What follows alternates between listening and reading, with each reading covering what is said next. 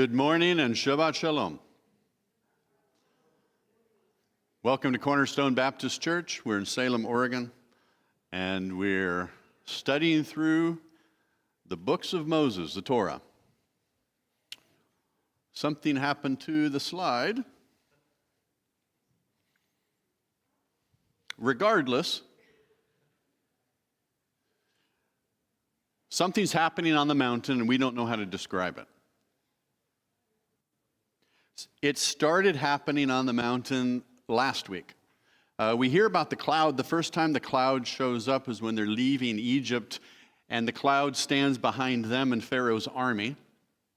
I like to think the cloud was putting Pharaoh and his army in darkness and confusion and putting the Israelites in light and hope and direction, but the cloud was between them. They get to Sinai, and I think the cloud moves onto the mountain and possibly intensifies. When did the mountain calm down? When did it stop happening on the mountain? We see that they're at the foot of Sinai for about a year until things are finished being constructed, and then they set out on their journey. At that time, it says that the presence came, or the cloud was connected with the tabernacle, and when it would go up, they would leave, and when it would come down, they would settle, they would camp. So I kind of think of it this way. The cloud shows up as they're leaving Egypt. It collects and intensifies with thunders and lightnings and earthquakes on the mountain. Then it kind of goes on to the tabernacle, and then it follows them wherever they go. When's the last time we hear about the cloud? There's a question about the messenger. It shows up in this portion. It says, I'll send my messenger before you. In context, that's the cloud in the wilderness. And yet it says it will go before them into the land. It will go before them into Canaan. Who was their leader? Who went before them into Canaan? It was Joshua. So this week, we have the 18th Torah portion, Mishpatim. The 18th reading from the Torah is named Mishpatim, which means judgments. The title comes from the first words of the first verse of the reading, which could be literally translated to say, and these are the judgments which you will place before them, Exodus 21:1. The first three chapters of this Torah portion deliver a legal code of laws and commandments that form a nucleus for the Torah's laws. The last chapter tells the story of how the people of Israel consented to keep these laws and entered into a covenant relationship with God through a series of rituals conducted by Moses. This Torah portion is Exodus 21 through the first half of 24.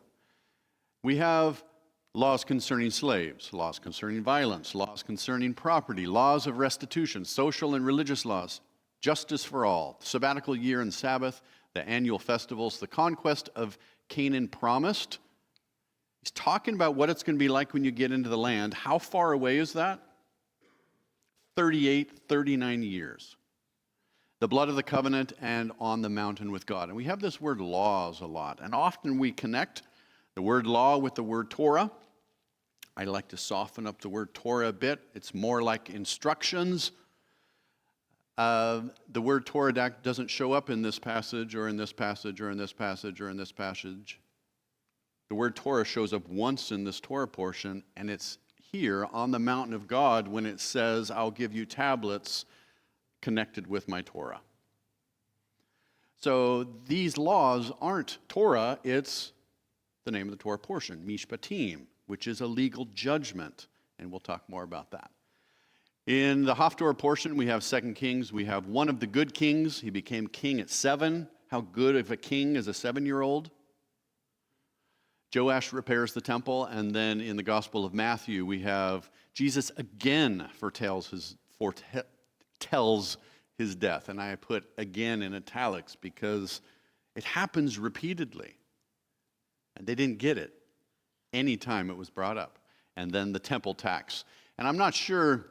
This is not the same grouping. So often we ask, why is this Haftorah portion matched with this Torah portion and the Gospel portion? I don't know why it's matched this way. In years past, it's been a couple of weeks off so that it lines up with the temple tax as it's described in the wilderness. Basically, a voluntary contribution for the temple. Usually they're lined up that way. and they're off this year. What does it say? It's important to read the words. What does it mean? Sometimes you have to take a single verse and connect it with all of the other verses that connect with it. And how do we apply it? If we actually don't take this to heart, if it actually doesn't change the way we walk and talk throughout the week, we've wasted our time. So let's be changed by what we're studying. There's a lot of words up here. Don't be overwhelmed. These are all the times this word Mishpatim, or judgments, shows up before this Torah portion. It shows up in Genesis 18 twice, Genesis 40, and then a little bit back in Exodus 15. Judgments, Mishpatim, is 421 times in the Old Testament. It's 5 in this portion, and I want to emphasize the word precedent. Precedent is a decision, a legal decision that was made in the past that we use going forward. Mishpatim is translated, these are in the King James. I looked at another list just like this from the New American Standard, and there were about 20 different ways it's translated. So this is from the King James, and it's a lot less. But most of the time it's judgment, manner. This one's interesting, custom, we'll get to it. So let's look back to the beginning, Genesis 18:19. This is the word judgment, and it's translated justice.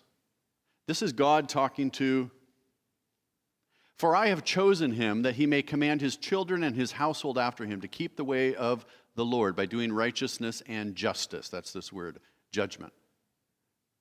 "So that the Lord may bring Abraham what he has promised him." This is the three messengers talking amongst themselves, basically saying, we need to tell Abraham what's going on here. Exodus 25, this is Abraham talking back to God. "Far be it from you to do such a thing, to put the righteous to death with the wicked, so that the righteous fare as the wicked. Far be that from you. Shall not the judge of all the earth do what is just?" If it's a precedent, God has a habit, is not the right word. God acts out of his nature. And in the past, he acted justly.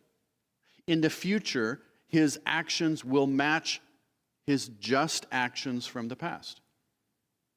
How he acts in the future will match his precedent because he is just. So Abraham is saying, you can't do something that's different than who you are. That doesn't make any sense. Genesis 40.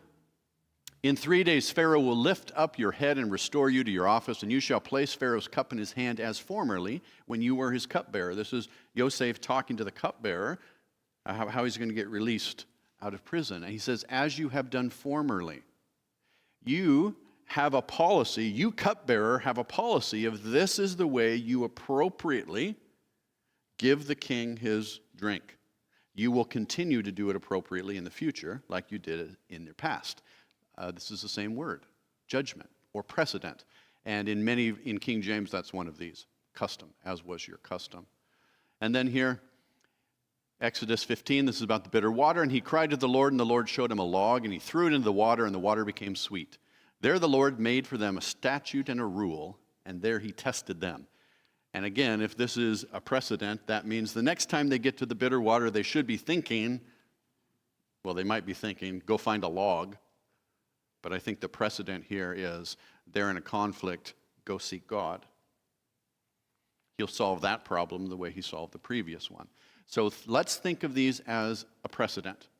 And I want to say here, we talked a couple of weeks back of sometimes we've all had a phase or a time or a season where we feel like God is silent, where we feel like we don't know what God is saying.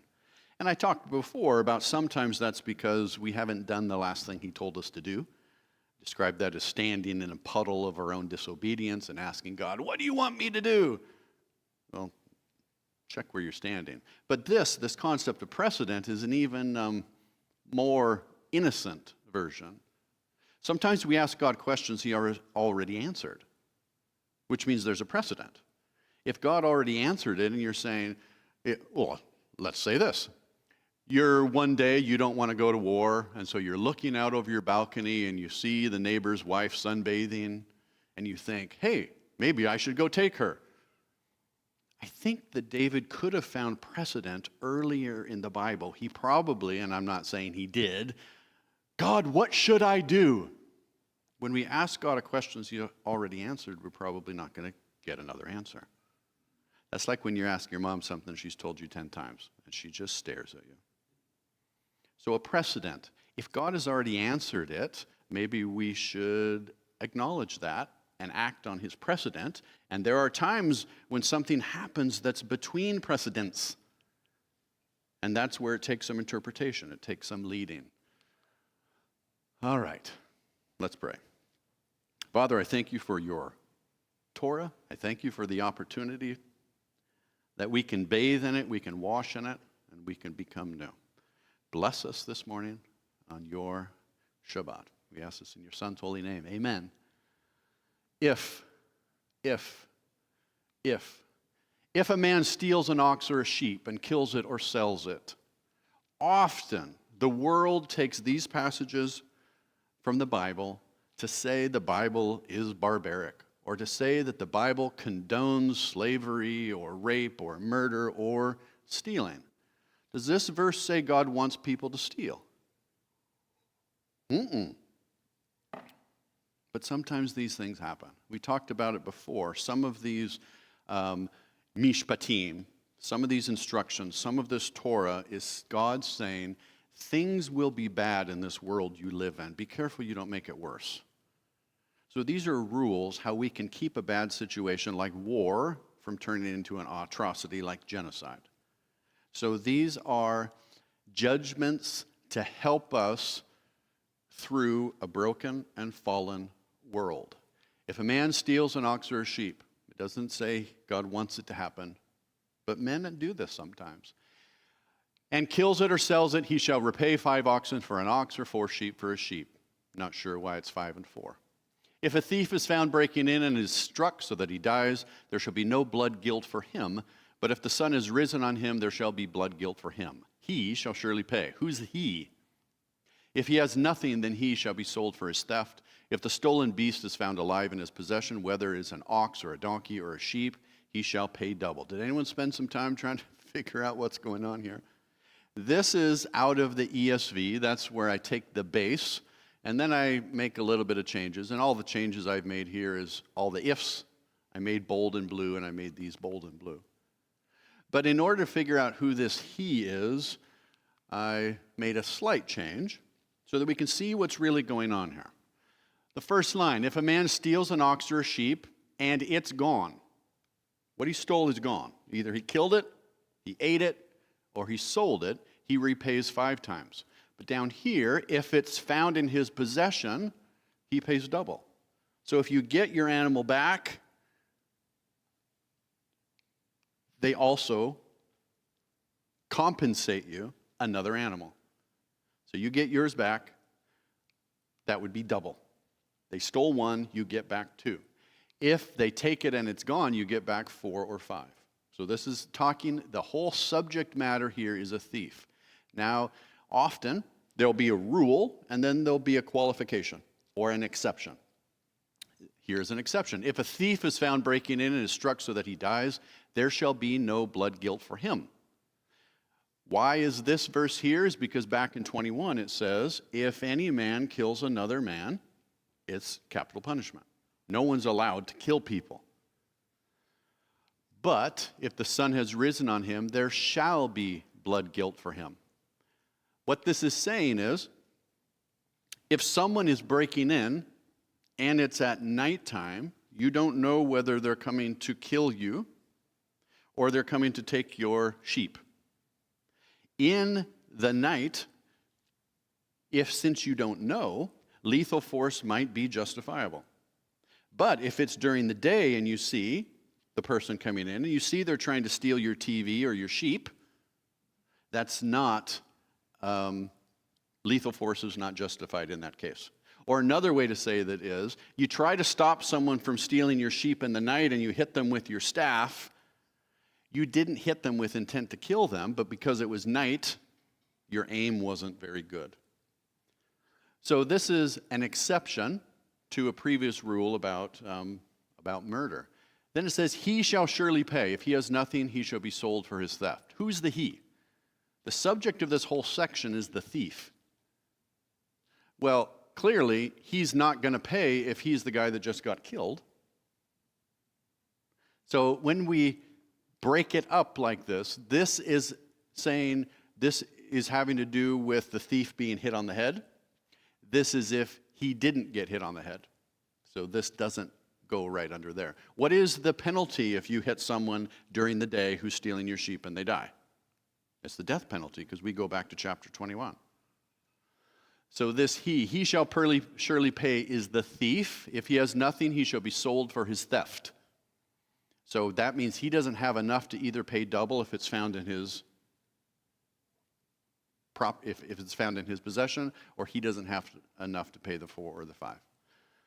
Number 5, if a man causes a field or vineyard to be grazed over, or lets his beast loose and it feeds in another man's field, he shall make restitution from the best of his own field and his own vineyard. Is this an active lets or a passive lets? Is this you deliberately don't tie up your animal and it goes into their field, or you tie up your animal and your animal is an escape artist? They untied themselves and they escape. Either way, we are responsible for the active things we do, and we're responsible for the passive things we do, like our animal getting out.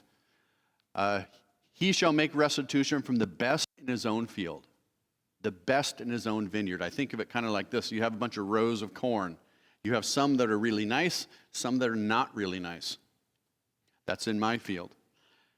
If my oxen went and ate 4 rows of corn in their crop, I repay out of the best that I have, not the least that I have. So I take 4 of the good ones, not 4 of the not so good ones. If fire breaks out and catches in thorns, so that the stacked grain or the standing grain in the field is consumed, he who started the fire shall make full restitution. One of the questions is, how many of these laws are in our legal code? Are you responsible for a fire that you start in your field that spreads to your neighbor's field? Yes. If a man gives his neighbor money or goods to keep safe and it is stolen from his man's house, if the thief is found, he shall pay double. If the thief is not found, the owner of the house shall come near to God. We're going to talk about this. That's the word Elohim under there. To show whether or not he has put his hand to his neighbor's property. For every breach of trust, whether it is for an ox or a donkey or a sheep or a cloak, or for any kind of lost thing of which one says, that is it, the case of both parties shall come before God. The one whom God condemns shall pay double to his neighbor. How does this work? How does God condemn?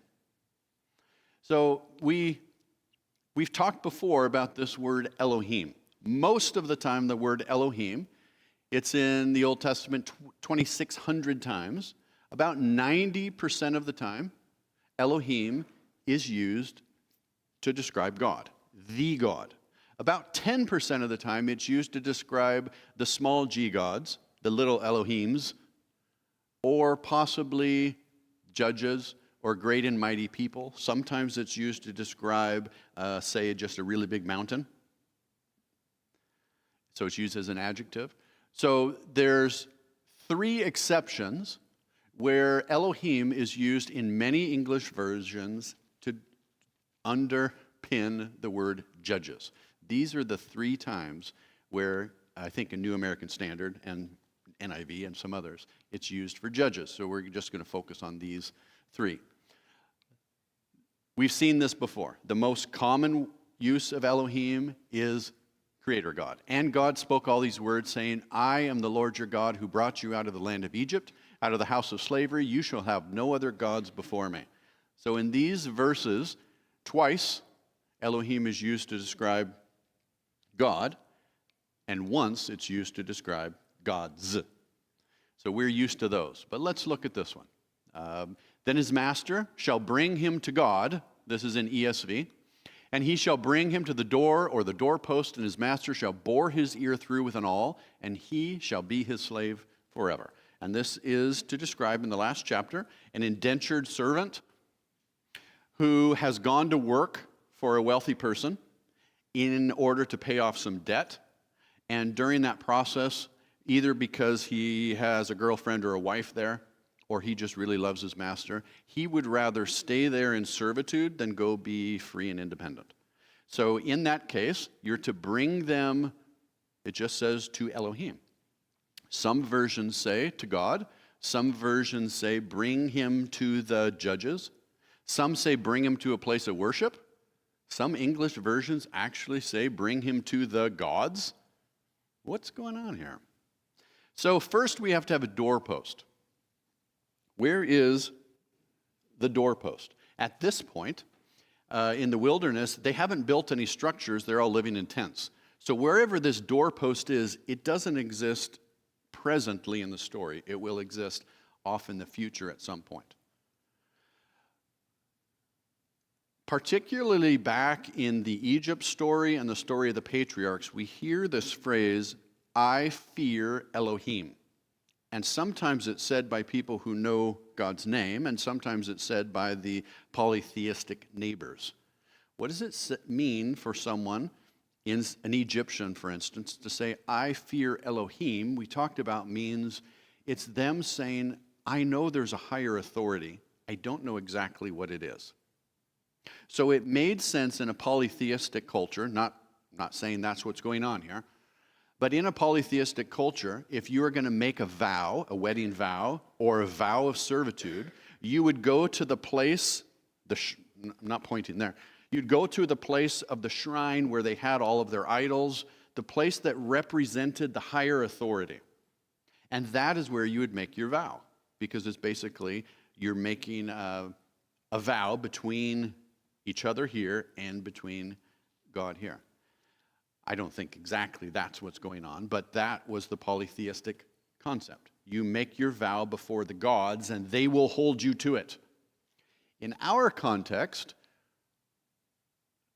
I would think elsewhere we see the judges are described as meeting at a city gate, or the elders are at a gate.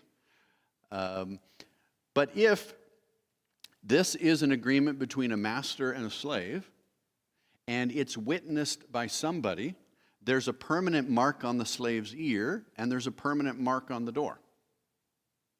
And it's witnessed by people to make sure that the master isn't forcing his slave to do it, because that would be slavery. That would be not correct. So today I'm going to go through these verses and say it's talking about judges. I'm going to agree with the NIV and the New American Standard. So bring him to the judges. Well, where are the judges? Wherever the judges are meeting. So you're leaving a mark there, and I can't imagine what our doorpost would look like. This next one. If a thief is found, and the owner of the house shall come near to Elohim, same thing, to show whether or not he's put his hand to his neighbor's property, come before Elohim, whom Elohim condemns. There is an English version I found that actually has lowercase gods here, which means they are emphasizing that there was still some polytheism in the wilderness coming out of Egypt. I'm not a big fan of that version. But bring them before the judges, and they will figure it out. Now, it might just be, sometimes God takes credit for the people who work for him.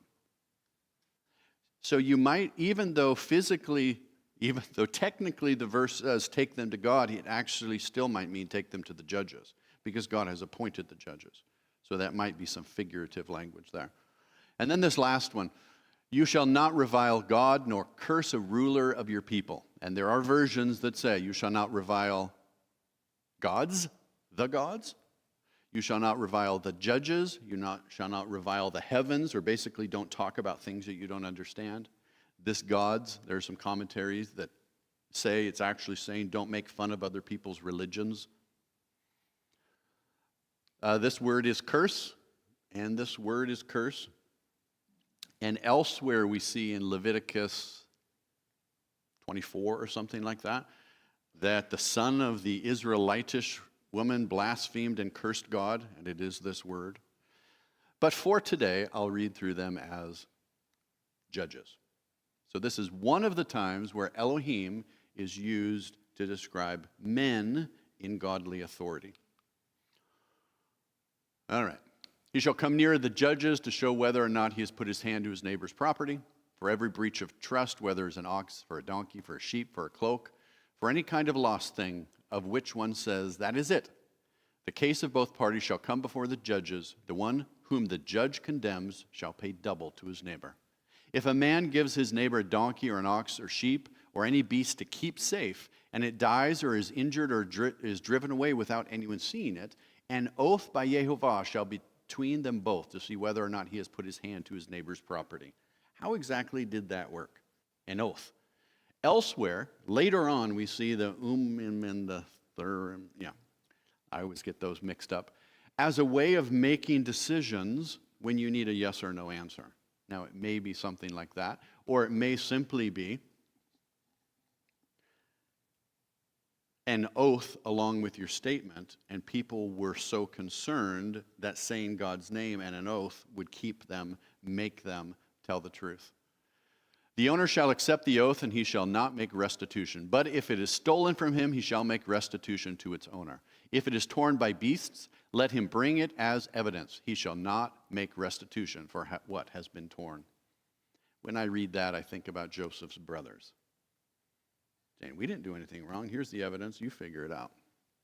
If a man borrows anything of his neighbor, and it is injured or dies, and the owner does not being with it, he shall make full restitution. If the owner was with it, he shall not make restitution. If it was hired, it came for a hiring fee. If you borrow your neighbor's lawnmower and you destroy it, replace it. If you and your neighbor are working together on a project and you happen to be pushing his mower and it breaks, you don't owe him. If you hire a piece of equipment, in the fee of hiring it is the expectation that every once in a while their equipment gets broken. So in the fee is insurance. If a man seduces a virgin who is not betrothed and lies with her, he shall give the bride price for her and make her his wife. If her father utterly refuses to give her to him, he shall pay money equal to the bride price for virgins. This is one of the verses that the world uses to say the Bible is barbaric. Of course, it's taken out of context. Does this say it is a good thing? So there's this seduces. Some versions say entices. This is not the word used elsewhere for forced. This is not the word used to describe the Shechem, Dinah situation. It is a different word. I don't know exactly what it means. But this is not a great thing. This is not a good thing. Now the question is, are we going to make it better or worse? Sometimes making this situation better is for her to get married to him. Sometimes that's the solution. Sometimes the solution is for the father to say, that guy's a creep, you have nothing to do with her, and separate them. And this word utterly refuses is actually, it's the word refuses twice in a row. It's one of the good morning. It actually says when the father refuses to give her, which means he stands up against, he refuses. So if he's being a good father and she doesn't want to marry the guy, what do you think the father's going to do? He's going to listen to his daughter. In this case, the father gets the vote, but of course, if he's being a good father, his daughter's opinion is the most important. So this is a way to protect a situation that has turned bad. And it might be as simple as two consensual people. It might be as simple as that.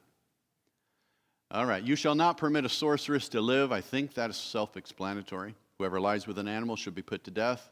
Ditto.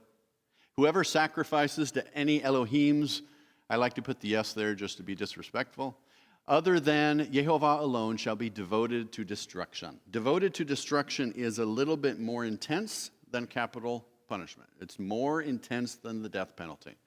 It actually is you and your family and your stuff gets burned or destroyed, not just you. You shall not wrong a sojourner or oppress him, for you were sojourners in the land of Egypt. You shall not mistreat any widow or fatherless child. What do sojourner, widow, and fatherless child have in common? They don't have anyone to speak up for them.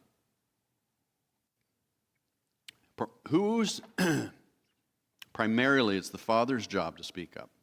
Primarily, it's the husband's job to speak up. A sojourner is away from their land. They're away from their social structure. They don't have anyone to speak up for them.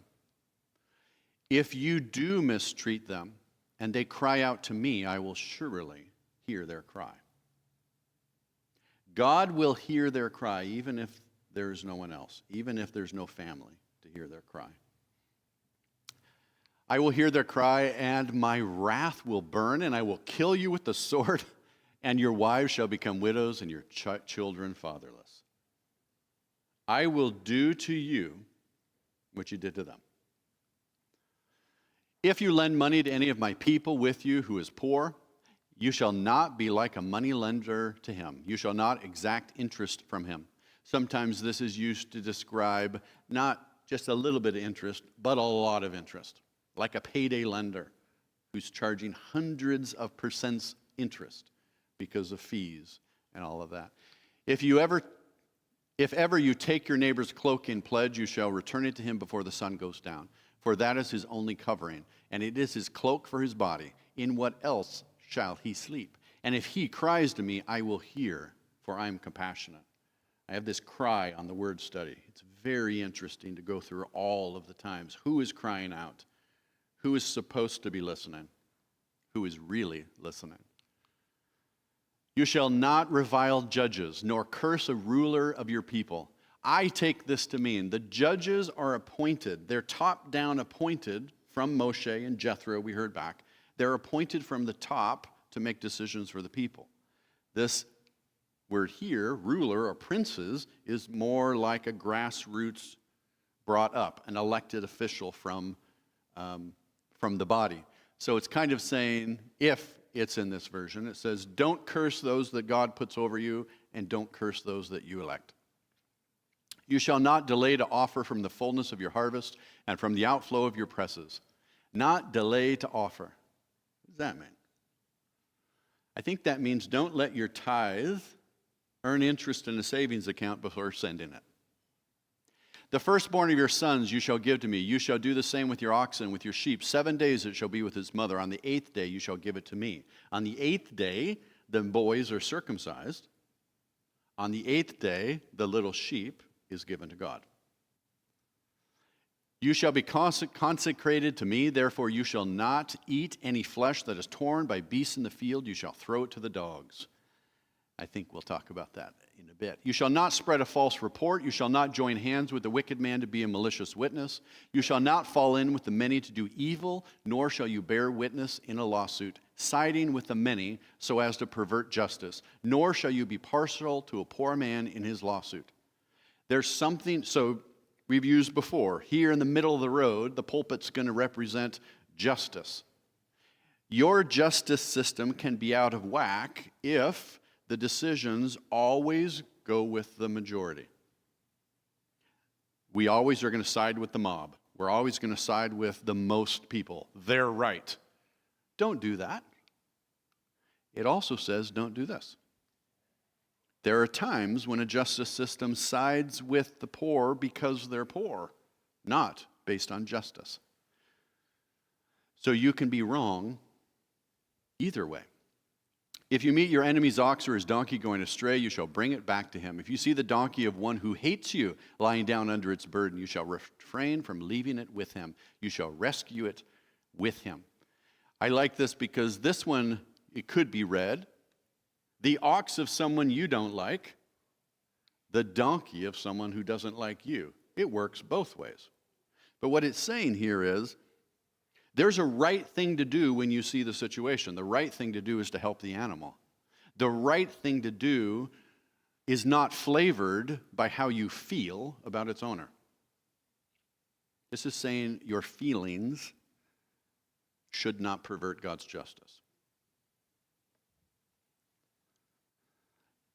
You shall not pervert the justice due to the poor in his lawsuit. Keep far from a false charge, and do not kill the innocent and righteous. For I will not acquit the wicked, and you shall take no bribe, for a bribe blinds the clear-sighted and subverts the cause of those who are in the right. A bribe. We talked about that before. A judge who takes money under the table will always favor the people with money. So same thing. Justice is right here. A justice system can be perverted if it caters to the wealthy. But then it also says repeatedly, a justice system can be perverted if it caters solely to the poor. So what is a solution here? If we have a system, this is a bit political, but if we have a system that swings back and forth like this, the solution to being on one side too long is not to spend 4 years on that side. That doesn't balance it out. I sit in marriage counseling situations. If the husband is beating the wife, the solution is not, all right, wife, you get to beat him for a while. That's not the solution. The solution is justice. So we need to be careful that we talked about the pendulum before. There's a political pendulum. We have to be careful that we don't swing way over to the other side because we spent too much time over here. Or swing way over there because we spent too much time over here. Justice is perverted when it caters to the individual, either the rich or the poor, either the many or the few. I try hard to get it to fit on a slide. It didn't work this week. You shall not oppress a sojourner. You know the heart of a sojourner, for you were sojourners in the land of Egypt. Do not forget what it was like when you were subjected to other people in a foreign land. Don't ever forget that. That certainly is a theme throughout the Torah. We have an announcement, then I'll dismiss. My wife and I, we do communications and boundaries training. How many came to the class last time? So talk to these people. You can talk to me too. Having good communication and boundaries doesn't mean you don't have any problems, but I guarantee it makes your problems less intense. We all go through things, but they're made worse by our habits that came out of our childhood that we haven't learned from, we haven't grown up through. Just like someone's sick in the hospital, you can't change that. But if you could communicate better with your loved ones, if you could say what you needed or did not need. So it's going to be on Tuesday nights, not this Tuesday, but the following Tuesday. Tuesday nights, we aim for 8 weeks. Last year we did 9, but I think last year we aimed for an hour and a half, and it wasn't quite enough time, so it'll be a little bit more. Love to see you. I'll announce it again next service and again next week. Yeah, and we'll dismiss the youth. Questions, comments?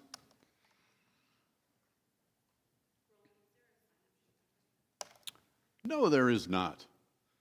Thank you. There will be a sign-up sheet. Elder, Dad. A public service announcement. If you or anyone you know would like some blank CDs, let me know. I have 3,000 or 4,000 to give away. I also have a CD, DVD duplicator and 2 laser printers. And as my old friend Tom Peterson used to say, free is a very good price.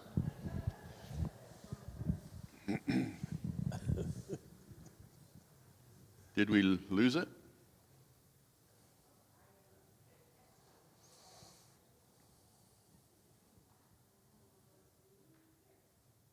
Thank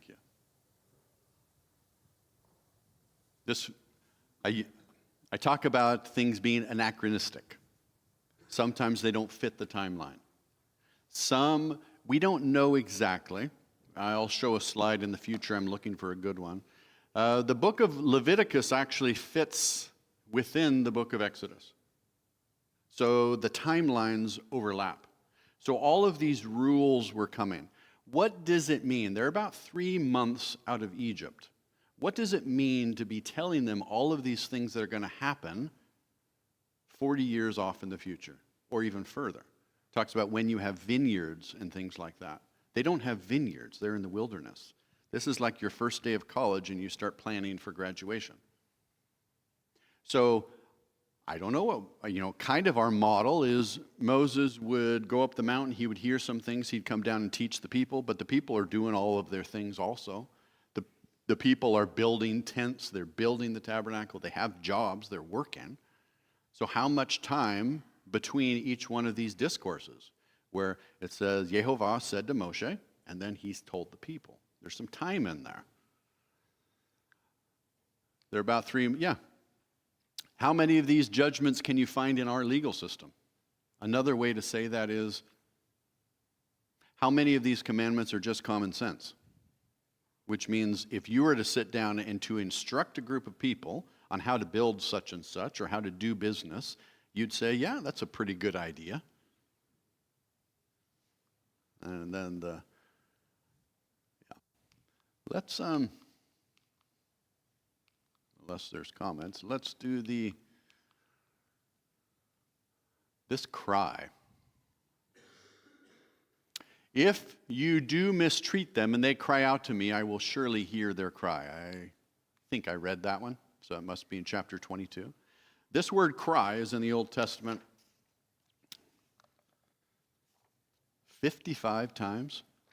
Go have a look at them. It's not the cry that we think of. Like even in English, cry has more than one meaning. It might mean that thing where the tears come out. It also might mean raise your voice and be honest about what's going on in here. And that's how it most often is used, is cry out. Genesis 4:10. What do you think the first mention of cry is? He said, "What have you done? The voice of your brother's blood is crying to me from the ground." It has a message. It is a witness of what happened. Of course, that's God talking to Cain. I'll read a couple more because they're real good. Genesis 27, then Esau heard the words of his father. He cried with an exceedingly great and bitter cry. He said to his father, bless me also, O my father." Something was going on in his heart. Genesis 41, so all the land of Egypt was famished, and the people cried out to Pharaoh for bread. And Pharaoh said, go to Joseph.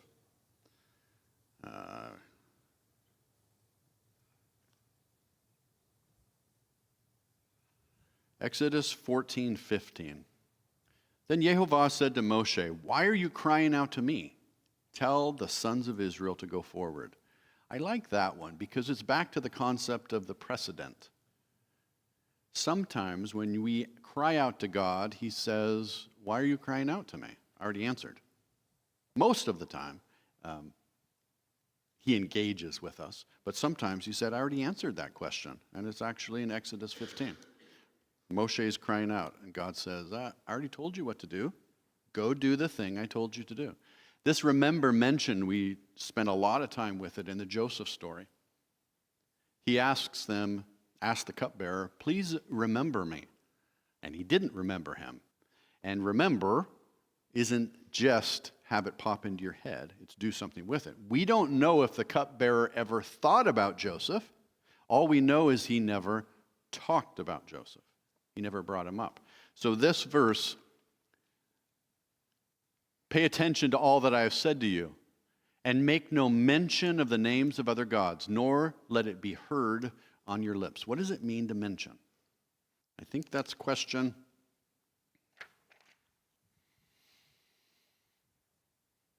7. It says we're not supposed to mention the names of these other gods. What are the names of the week in English? They're names of other gods. What does it mean? What are we not supposed to do here? There are sacred name emphasizing Bibles which take out the English word S-E-T, set. They don't ever use the English word set because it happens to be the English word for an Egyptian god. I don't think that's what this verse is talking about.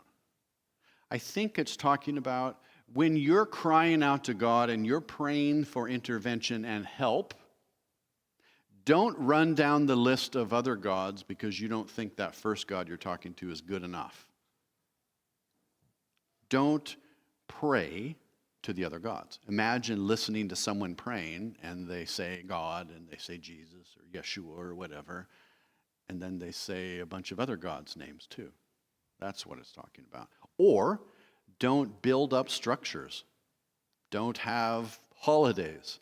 Don't have celebrations. It is a curse to have your name forgotten. It's a blessing to have your name remembered. A couple weeks ago, we had Amalek. They're supposed to forget this guy's name, and yet his name is in the Bible. Same kind of thing.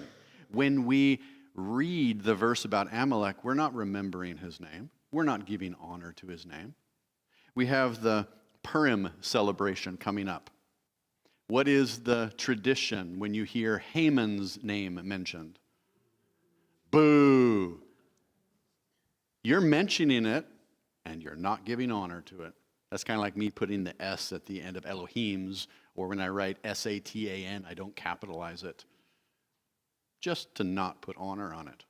So this verse is talking about worship. This verse is talking about prayer. It's not talking about the days of our week. However, I wouldn't mind if they were different. And then we have, I think I made a mistake here. We have the book mentioned and tablets mentioned. But questions, comments? Oh, you almost had a hand up.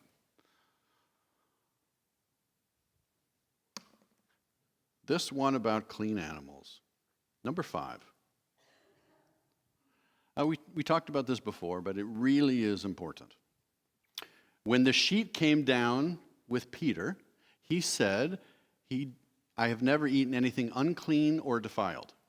In his way of thinking, unclean meant an alligator, something that was categorically unclean, and defiled meant something that was clean, a clean animal, a sheep, who had gone through something physically that made it defiled, therefore also was off limits. So we have in Torah, we have multiple times when a clean animal is not to be eaten. We have 2 of them in this portion. One of them is if it's torn by wild beasts. Why should you not eat an animal torn by wild beasts?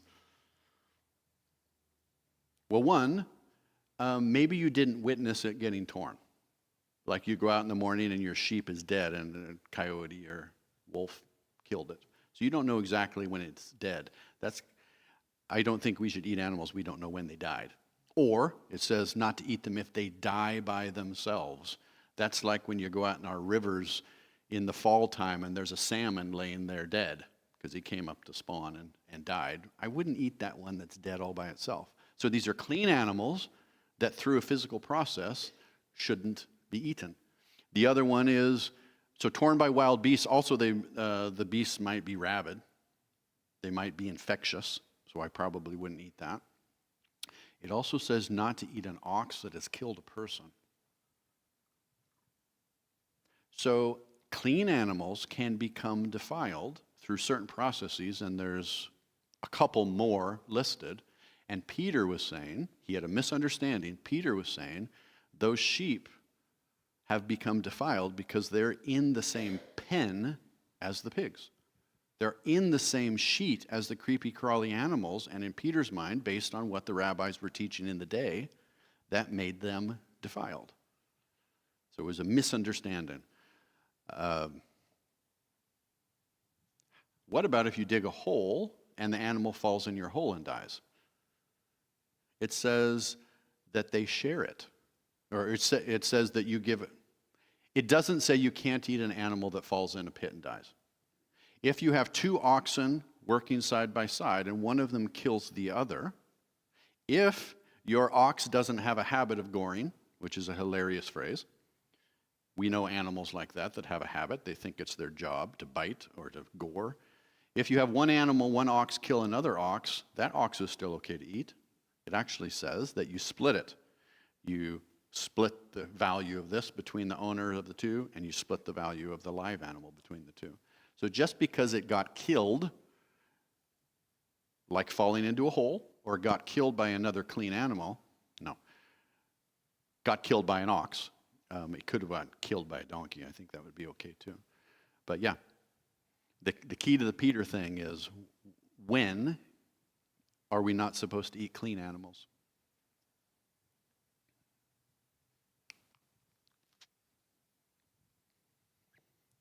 Monique. Craig in the back. Good morning. Good morning. A clean animal that has been killed by a predator is not supposed to be eaten. Yeah, that's in here. Wild beasts is what it says. And again, a lot of these judgments are reiterated again in Leviticus or in Deuteronomy. Yep.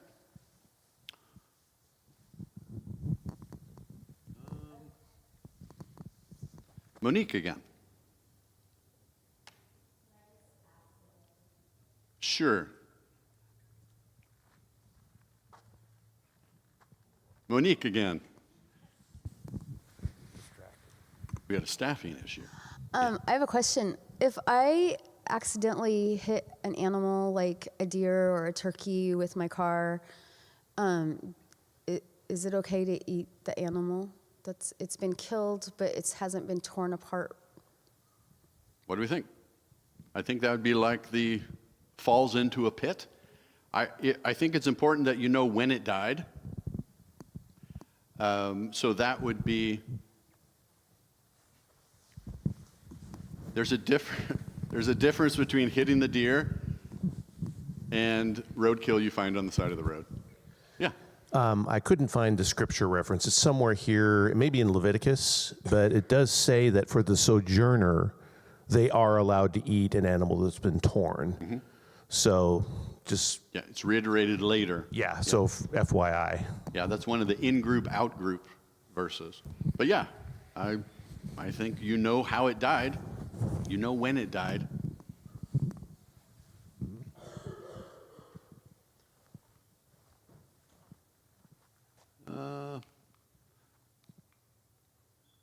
I think the messenger here. If the messenger is the cloud,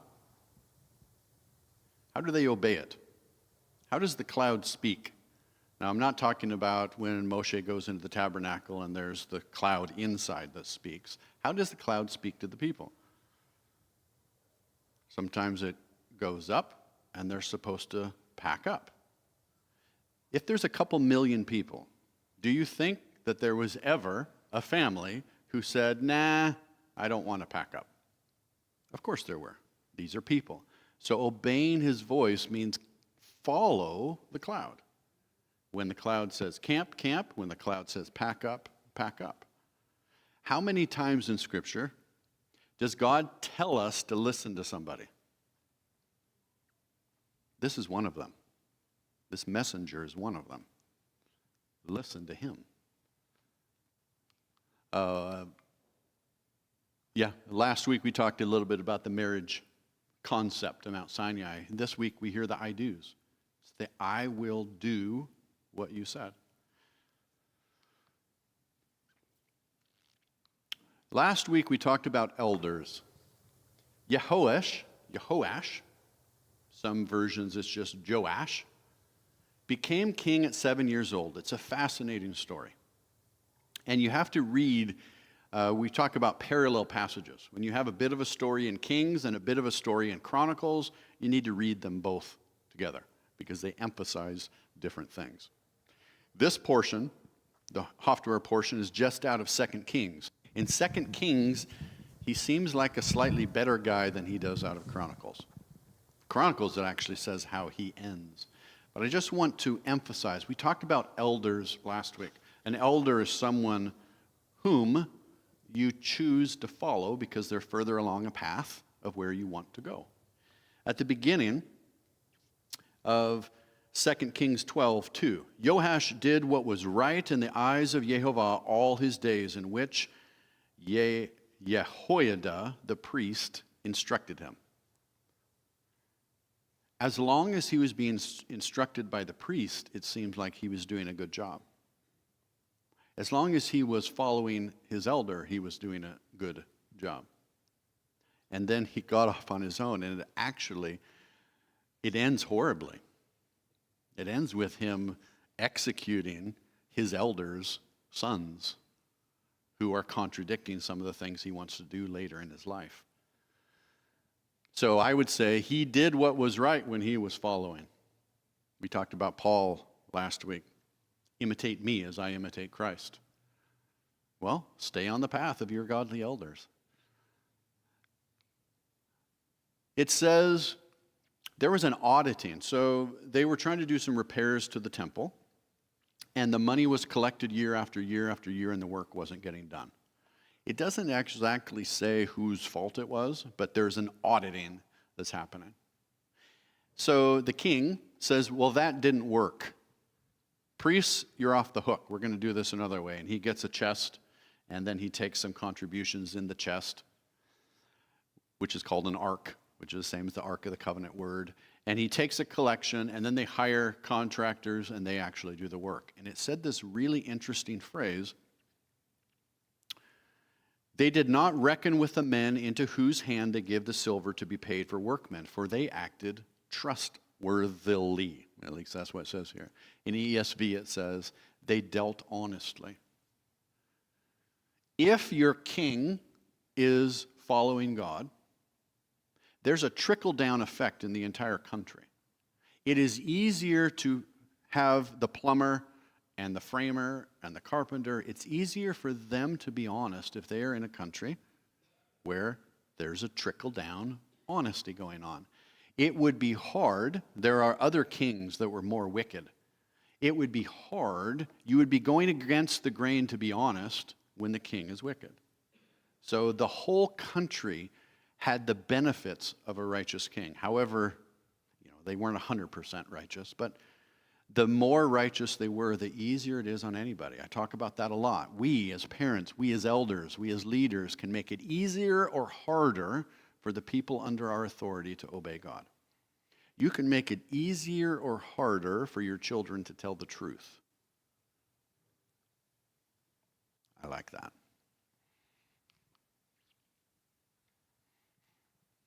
How many times had he talked about his death? Did anyone look up that one? The first time, as we see, the first time that he talks about his death is that Peter, who do you say that I am? Interchange. Peter was so excited, he thought he could hear God's voice. And the next thing he did was he rebuked Yeshua for saying he's going to die. So that's the first time it happened.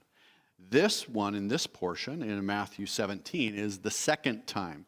And this in Matthew 17, there's a parallel in Mark 9 and in Luke 9.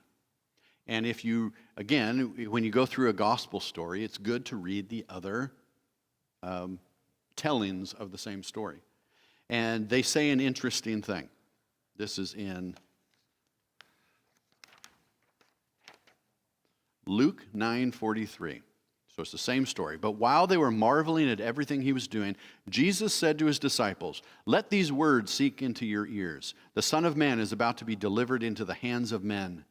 But they did not understand this saying, and it was concealed from them so that they might not perceive it. And they were afraid to ask him about this saying.